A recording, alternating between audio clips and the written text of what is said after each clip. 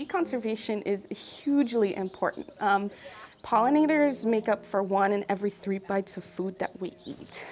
So all bumblebees are important, but we're trying to focus our efforts on the ones that are actively declining. Some are pretty stable, but we know that the species we're looking for are in significant decline. The rusty patch bumblebee is one of the only federally endangered bumblebee species in the United States.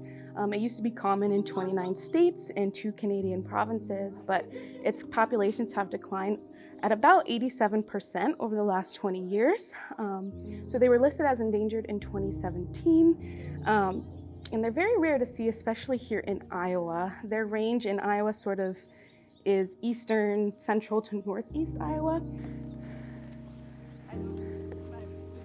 This is a tyrant out here in the hot sun.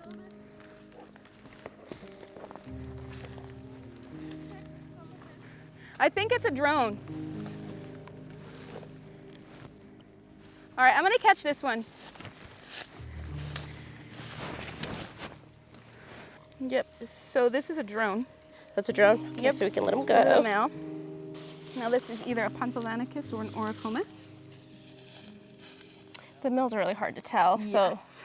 we don't do surveys on, we don't collect them for our surveys. We just let them go if we find them.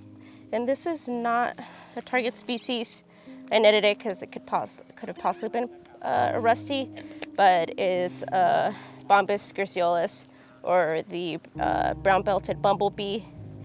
They do look similar to rusties. I think a lot of people sometimes mistaken those for rusties. They do, they Just definitely because they do. have a little bit of red on them. So we're just gonna let this one go. Last summer we had 4 rusty patch detections. This summer we've had 2 so far.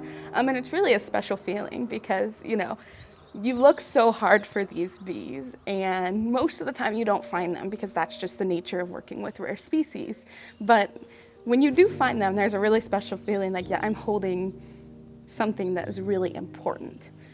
And I'm doing this work that might have a positive impact on these bees. So it's really, really special. And you know, this work that we do, it's all very applied. So we're hoping that our data can immediately go and be useful to landowners and private organizations and the U.S. Fish and Wildlife Service, who are our collaborators.